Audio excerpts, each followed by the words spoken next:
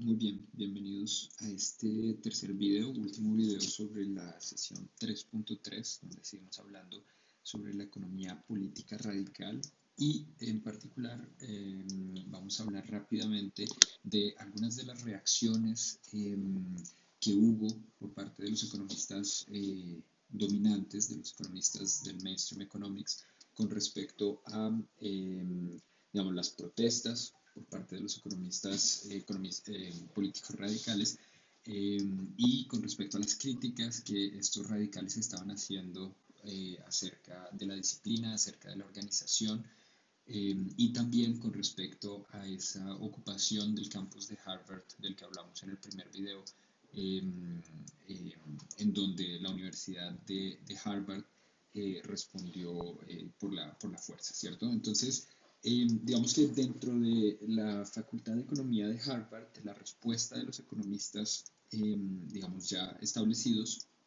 a esa ocupación por parte de los estudiantes en el 69 fue, digamos, un poco distinta, ¿cierto? Fue diversa, fue variada. Por ejemplo, Alexander Gerschenkron dice lo siguiente, ¿cierto? Force and crime must be met by force, and I think that was done, and I think it was done well.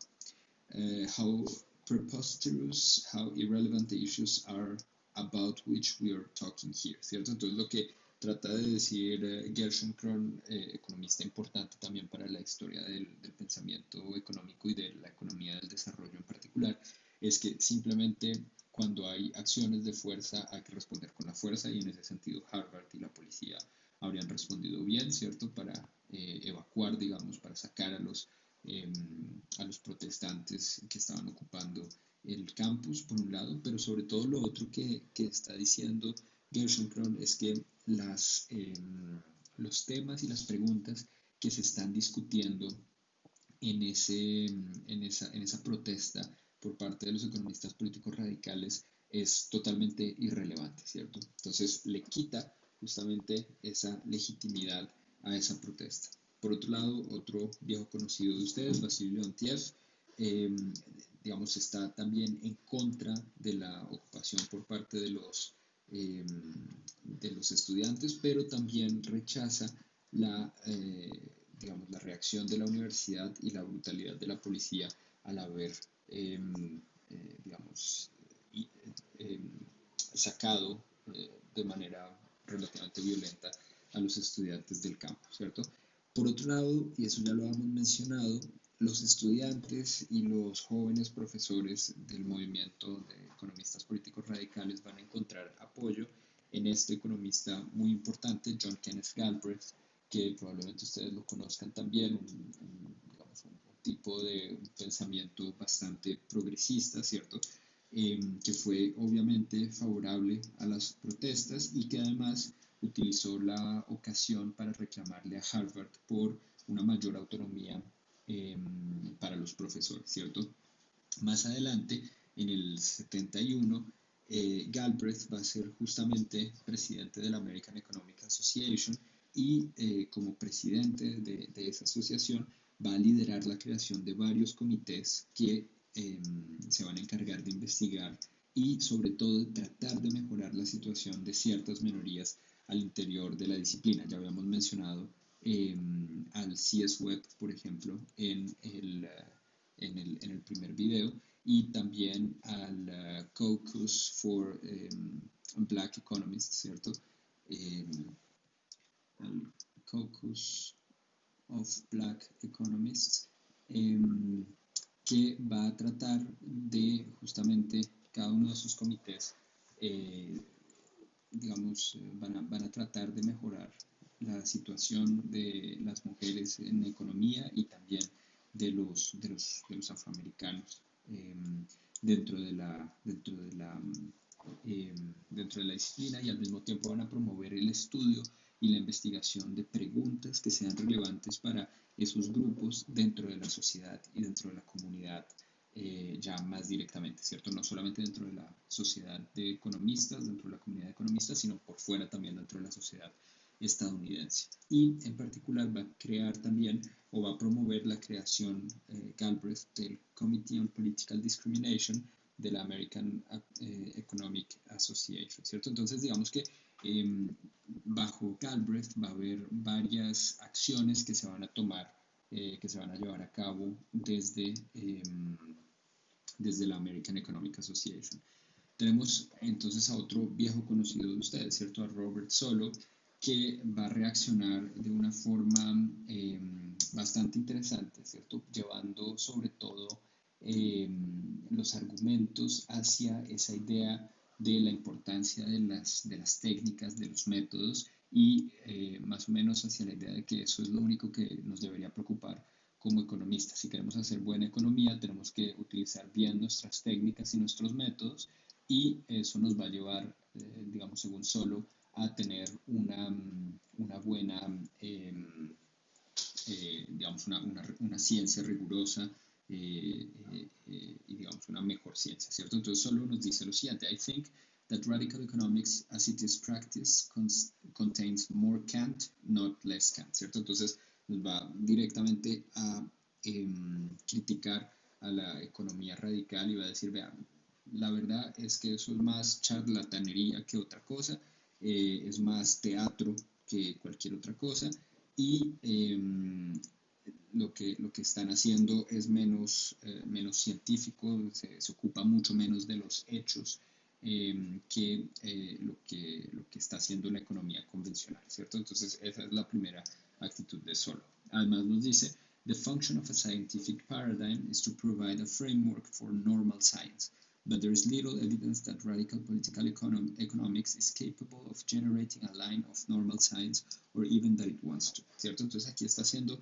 otra vez una referencia a el paper que mencionamos en el video pasado y que hacía referencia a los trabajos de Thomas Kuhn digamos, con la idea de que lo que estaban haciendo los políticos, los economistas políticos radicales era crear un nuevo paradigma, ¿cierto? Ese paper de Gerald Peaboy que mencioné en el video pasado, titulado On Radical Paradigms in Economics, ¿cierto? Entonces aquí lo que dice Solow es, vea, aquí ustedes no están proponiendo ningún nuevo paradigma ni ningún tipo de ciencia normal, ¿cierto? La ciencia normal en Kuhn es ese momento de la ciencia en el que toda la comunidad está más o menos de acuerdo, hay un consenso acerca de cuáles son los buenos métodos, cuáles son las buenas preguntas, ese tipo de cosas, y solo dice, vea, los radicales no están haciendo absolutamente nada de eso, ¿cierto? Sino que están proponiendo una cosa con la cual, de hecho, muy pocas personas estarían de acuerdo, empezando por Solow, ¿cierto? Para Solow, entonces, la ciencia significaba o era la interacción entre el conocimiento de la técnica y el conocimiento de los datos, ¿cierto? Eso va a ser absolutamente importante para entender su posición y claramente los radicales, según Solow, no contaban con ninguno de los dos, ni con la técnica, ni tampoco con lo que estaba sucediendo con los datos, ¿cierto? Porque Solow hasta cierto punto iba a ser optimista, como muchos economistas de la época, para decirnos, vea, sí, es verdad que existen problemas de discriminación, pero mire todo lo que hemos mejorado en las últimas décadas comparado con cómo estábamos un siglo atrás en Estados Unidos, ¿cierto? Donde todavía se ponía, digamos, todavía existía la esclavitud, todavía se ponía en duda la libertad, la igualdad también de los afroamericanos, etcétera, ¿cierto? Entonces, desde esa perspectiva, solo puede que estuviera diciendo, miren los datos, miren cómo hemos progresado y dense cuenta de que lo que ustedes están haciendo es simplemente una pataleta más o menos y no están teniendo en cuenta que realmente la sociedad está progresando y está mejorando cada vez más, ¿cierto? Y nos va a seguir diciendo solo, it is a little hard to see how ideology sneaks into an attempt to discover how purchases of frozen orange juice respond to changes in price, ¿cierto? Entonces nos va a decir, vea, para mí ese tipo de problemas de los que se ocupa la economía son simplemente problemas técnicos. ¿Cómo hacemos para entender que la ideología se mete dentro de un problema como por ejemplo el de entender cómo el precio de o más bien la demanda por comprar jugo de naranja congelado responde a cambios en los precios, ¿cierto? Nos dice, solo no tiene ningún sentido pensar que la ideología está metida detrás de esa pregunta. Es una pregunta que simplemente respondemos con la técnica. Incluso un comité de planificación socialista podría estar interesado en entender ese problema, ¿cierto? No es un problema otra vez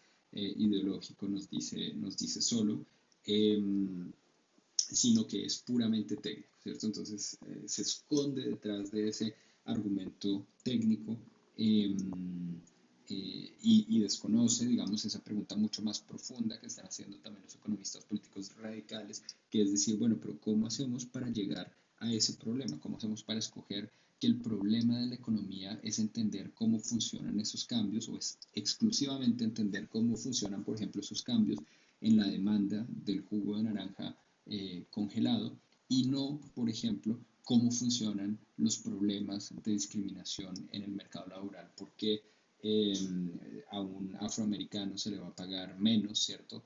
Que a un blanco, incluso en igualdad de condiciones, ese tipo de cosas, ¿cierto? Entonces, solo está un poco ignorando esas preguntas de los economistas políticos radicales.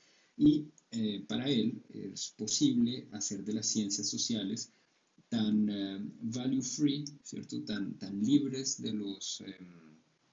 eh, de los de los juicios de valor, digamos, como sea posible, y lo que tienen que hacer los radicales es adherir simplemente a los estándares de rigor, precisión y confianza en la observación sistemática interpretada por la teoría, ¿cierto? Entonces, solo va a defender, obviamente, el mainstream economics. Él hace parte, como profesor del MIT, que es en ese momento, hace parte de ese mainstream economics, a pesar de que solo, ustedes saben, también es uno de esos economistas con un pensamiento no demasiado conservador, relativamente progresista también, pero incluso personajes como Solo van a estar en contra de esas críticas de los economistas radicales, de los economistas políticos radicales.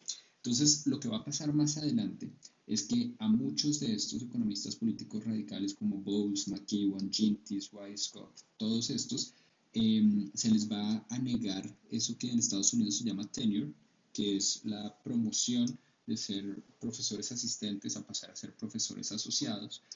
Más o menos es un proceso que se demora entre 4 a 6 años, en donde los profesores asistentes deben cumplir unos requisitos, obviamente unos requisitos de un cierto número de publicaciones, que sean buenas publicaciones, que sean buenos o relativamente buenos profesores también en sus clases, que hayan cumplido con las tareas administrativas para el departamento. Ese tipo de cosas hacen parte de eso que nosotros llamaríamos promoción, ¿cierto? Que es tenure, y donde ya una vez que tienen esa promoción, esos profesores se vuelven profesores fijos de la universidad, ¿cierto? Si no tienen promoción, si no tienen tenure, tienen que irse a buscar trabajo en algún otro lugar. Entonces, a la mayoría de estos profesores se les niega la tenure, la promoción, y tienen que irse a otros lugares. Y como nos dice Mata en su artículo de 2009, estos economistas son expulsados del centro de la disciplina. Recuerden que estamos hablando de profesores jóvenes de Harvard, y son expulsados hacia la periferia. En particular son marginalizados, y muchos de ellos entonces se radican en la Universidad de Massachusetts en Amherst, ¿cierto? Que digamos hoy en día pues, sigue siendo uno de los bastiones un poco de la heterodoxia en economía. Es una universidad importante obviamente, pero para la época es simplemente pasar del centro hacia la periferia. Entonces lo que nos dice Tiago Mata en su paper es que justamente esto es importante: los lugares, los sitios desde donde las personas pueden trabajar o no, o desde donde son expulsadas, son importantes para entender la posición y el poder que se tiene dentro de una profesión, ¿cierto? Y sobre todo en una profesión tan jerárquica como la economía, es importante entender cómo esa disciplina está organizada y quiénes son las personas que hacen parte de una u otra institución, y sobre todo cuáles son las personas que van a ser expulsadas o rechazadas de esas instituciones, en particular porque están haciendo unas críticas importantes no solamente al tipo de conocimiento que se está produciendo, sino también a la manera en que se están organizando las facultades, las asociaciones, ese tipo de cosas. Entonces, Mata también nos dice que los lugares funcionan como marcadores de autoridad en las disciplinas y en particular en economía, ¿cierto? No es lo mismo cuando nosotros vemos que un economista de Harvard o de MIT o de Chicago nos está hablando, a cuando vemos que nos está hablando un economista de la Universidad de Ohio o de la Universidad de Kentucky, ¿cierto? Entonces, eso va a ser bien importante para que nosotros entendamos también cómo las fronteras de la disciplina, cómo las preguntas que se hacen los economistas o que nos hacemos los economistas y los métodos que utilizamos no solamente están definidos porque sean las buenas preguntas, porque sean los métodos más rigurosos, más científicos, etcétera, sino también porque son aquellos que son aceptados por un centro particular, ¿cierto? Por el centro de la disciplina, que es la que al final está decidiendo cuáles son esos criterios de cientificidad y de rigor, ¿cierto? Esto no es que sea, obviamente, un consejo de personas que se sientan de manera consciente a decidir cuáles son las preguntas que sí son importantes y cuáles no. Obviamente, esto es un proceso colectivo muchísimo más difícil, mucho más descentralizado, obviamente, pero que al final da como resultado un poco esa idea de la definición y de la defensa de ciertas fronteras de la disciplina.